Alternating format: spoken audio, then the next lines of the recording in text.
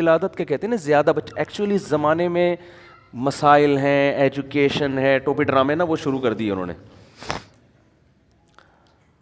میں نے کہا بھائی آپ کو بچے نہیں چاہیے کہ لیکن قوم کو برباد نہیں کرو اپنی فضول باتیں کر کے. کہہ رہے نہیں آپ دنیا جائیں دیکھیں پتہ چلے گا. میں نے کہا جس دور میں اسلام نے زیادہ بچوں کی ترغیب دی ہے نا اس میں ایجوکیشن کا مسئلہ نہیں تھا, اس میں عرب اپنے بیٹوں کو بھوک کے خوف سے قتل کرتے تھے کہ کھلائیں گے کہاں سے اس کو.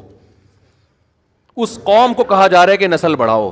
تو یہ سارے فضول باتیں ایک طرف ہو گئی. آپ کے پاس کھانے کو روٹی نہیں ہے, 2 بچے آپ سے پل نہیں رہے ہیں, جو اسلام بتا رہا ہوں میں آپ کو سمجھ میں آئے نہ آئے یہ آپ کا ہیڈک ہے, آپ نہ مانو اس کو, آپ چھوڑ دو اسلام کو, گورنمنٹ کی طرف سے کوئی پابندی نہیں ہے. لیکن آپ اپنی خواہشات کی بیس پہ اسلام کو چینج کرنے کی کوشش مت کرو. آپ کے پاس کھانے کو روٹی نہیں ہے, آپ بھوکے ہو, حمل ٹھہر گیا, تیسرا بچہ آ رہا ہے, 2 کو کھلانے کے, تعلیم نہیں, روٹی کے پیسے نہیں ہیں, روٹی کے.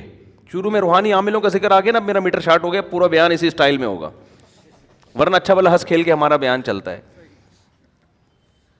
تو بلڈ پریشر ہائی ہو گیا تو اب ساری سیٹنگ پورے بیان کی. کتنا اچھا پچھلے ہفتے آرام سے میٹھے میٹھے انداز میں بیان ہوا تھا, کیونکہ ابھی ایک بڑے بزرگ کو ہم نے دیکھا ایک روحانی ڈرامے کے ساتھ بیٹھے ہوئے نا, تو اس پہ میں نے کہا یار بس یار اتنے بڑے آدمی کو کیا ہو گیا یار.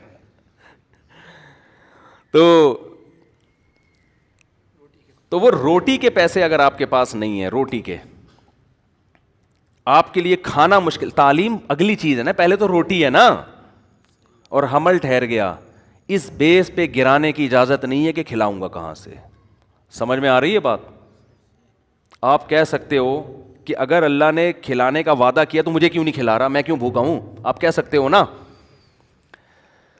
ارے قرآن کہتا ہے کہ اپنی اولاد کو اپنے ہاتھوں سے قتل مت کرو, نحن نرزقکم وإیاہم, ہم تمہیں بھی روزی دیں گے اور ان کو بھی.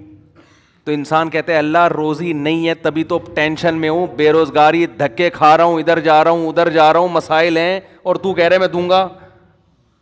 کیا خیال ہے؟ تو کہاں سے دے رہا ہے؟ یہ تو ایک نئی ٹینشن ہو گئی. میرے پاس فون آتے ہیں, بھائی اب 2 بچے ہیں, اب مفتی صاحب حمل ٹھہر گئے, کیا کریں بھائی, یہ تو ہمارے تو فیسیں ہی پوری نہیں ہو رہی, ہمارے تو خرچے پورے نہیں ہوگی. میں کہتا نہیں بھائی, اس بیس پہ آپ نہیں گرا سکتے, صبر کریں بس, اللہ پہ توکل. یہاں توکل فرض ہے.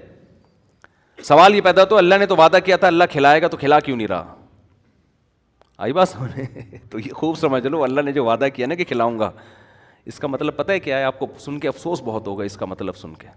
اس کا مطلب ہے اگر میں چاہوں گا میں کھلاؤں گا, اگر میں چاہوں گا, نہیں چاہوں گا تو نہیں کھلاؤں گا. اس کا یہ مطلب ہے, سمجھ رہے ہو؟ اب سوال پیدا ہوتا ہے اللہ پھر ایسے وعدے کا فائدہ کیا؟ یعنی یہ تو وعدہ ہی نہ ہوا نا. دیکھو قرآن میں جہاں بھی اس طرح کے الفاظ ہے نا, اللہ نے دنیا میں کسی چیز کا وعدہ کیا ہے, اس کے آگے انشاء کا لفظ خود بخود لگا ہوا ہے. مثال کے طور پر میں اور اس اشکال کو مضبوط کر کے بیان کرتا ہوں. قرآن نے صحابہ کرام کو کہا کہ جب مشرکین مکہ کو حرم سے نکال دو, جب مکہ فتح ہوا نا تو 4 مہینے ہیں یہ لوگ حرم میں رہ سکتے ہیں, اس کے بعد حدود حرم سے قیامت تک کے لیے حرم میں مشرک کا داخلہ ممنوع. صحابہ کو اشکال ہوا کہ اے اللہ ہم تو غربت میں آ جائیں کیونکہ ہماری تجارتیں ہیں ان سے. بھائی اگر بڑے بڑے تاجر مشرکین میں بھی تھے نا تو ہماری تجارتیں ہیں تو یہ غربت میں آ جائیں گے. تو اللہ نے فرمایا ان خفتم عائلۃ فسوف یغنیکم اللہ من فضلہ. انشاء ہے کہ نہیں ہے؟ اگر تمہیں غربت کا خوف ہے تو اللہ نے چاہا تو اپنے فضل سے تمہیں غنی کر دے گا. ایک ہی آیت. ابھی میں ان سب کا ایک مفہوم بیان کرتا ہوں, اس سے سارے اشکال حل ہو جائیں گے انشاءاللہ. فسوف یغنیکم اللہ من فضلہ ان شاء, اگر اللہ چاہے گا تو اپنے فضل سے تمہیں غنی کر دے گا.